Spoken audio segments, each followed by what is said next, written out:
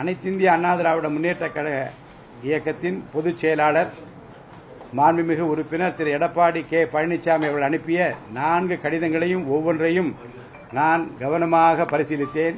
முறையான ஆய்வு மேற்கொண்டேன். பேரவை விதிகளின் முக்கியமான கருத்துக்களையும் மனதில் ஏற்றுக்கொண்டேன்.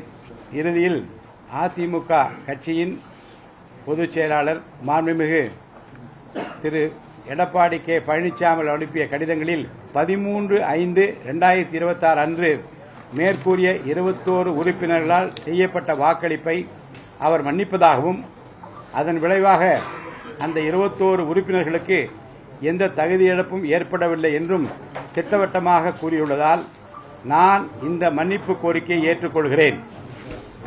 அந்த 21 பேரை உங்களுக்கு நான் படிச்சிடுறேன்.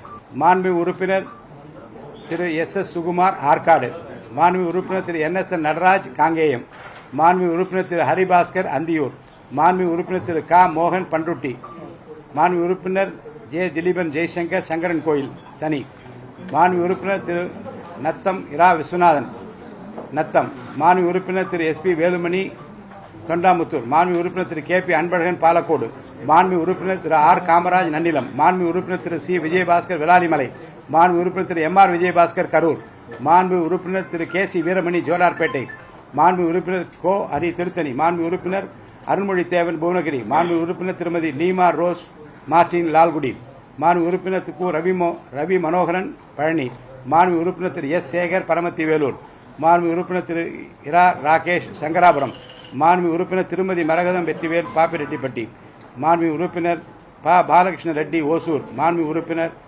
திரு CV சண்முகம் மயிலம். அனைத்திந்திய அண்ணா திராவிட முன்னேற்றக் கழக கட்சியின் பொதுச் செயலாளர் மாண்புமிகு உறுப்பினர் திரு எடப்பாடி கே பழனிசாமி அனுப்பிய கடிதங்களில் 13/5/2026 அன்று மேற்கூறி 21 உறுப்பினரால் செய்யப்பட்ட வாக்களிப்பை மன்னிப்பதாகவும் அதன் விளைவாக அந்த 21 உறுப்பினர்களுக்கு எந்த தகுதியும் இழப்பும் ஏற்படவில்லை என்று திட்டவட்டமாக கூறியுள்ளதால் நான் இந்த மன்னிப்பு கோரிக்கையை ஏற்றுக்கொள்கிறேன். மேலும் 13/5/2026 நடைபெற்ற வாக்களிப்பு தொடர்பாக இந்திய அரசியலமைப்பு சட்டத்தின் 10வது அட்டவணையின் கீழ் மேற்கூறிய 21 உறுப்பினர்களுக்கு எதிரான அனைத்து மேல் நடவடிக்கைகளையும் கைவிடுகிறேன்.